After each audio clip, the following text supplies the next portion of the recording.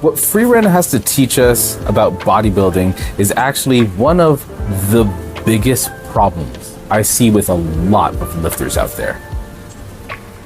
It has to do with consistency. And I'm not just talking about the consistency where people show up to the gym and put in their workouts and get in their time and that sort of thing. I think a lot of people get that you have to do these things, eating right, working out over a long period of time consistently in order to see results. But the thing that a lot of people mess up, a mistake so many people make, is with the idea that there is this need for constant change.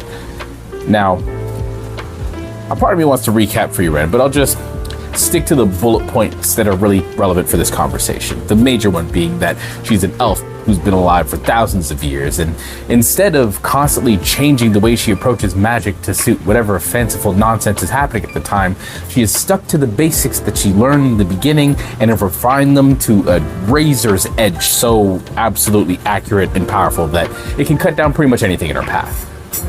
The basics and consistency with said basics, making sure that they're applied regularly and purposefully.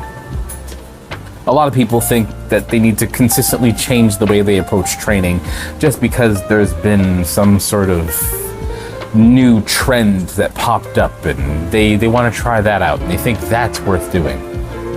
The truth is, the fundamental basics of training haven't changed for a very long time, and they're not going to probably change at all for a very long time, if at all.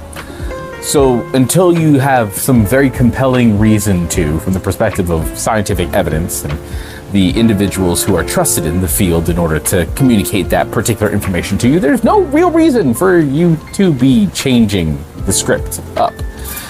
That means fundamental lifts, fundamental principles behind nutrition, fundamental approaches to rest and recovery. These things are going to be pretty much consistent across the board and across time. And you need to just be consistent with them, refine them, master them. There's a lot that can be learned and a lot that can be gained by just mastering and consistently applying those particular concepts. Now, I think there's also a lesson to be learned from Frieren about time, which is just that a lot of this takes time. It's these really small, seemingly stupid things that you stack over an extended period of time, and it seems to make a massive difference. It looks, cataclysmic. It looks, humongous, absolutely staggering when you look at it after, 10, 20 years of applying a very simple, small, stupid, seemingly stupid idea consistently. But that's what it takes sometimes. Most of the time, very, very often. Just the consistent application of something very small.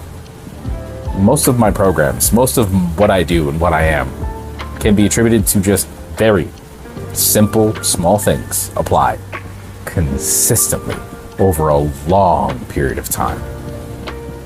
But I suppose that's the benefit of having been in the industry for about 16 years. So that's what it is. I don't think there's any other pieces that we really need to add to this. Let's keep it simple. Keep it basic, just like Frieren. End the set there. Racket.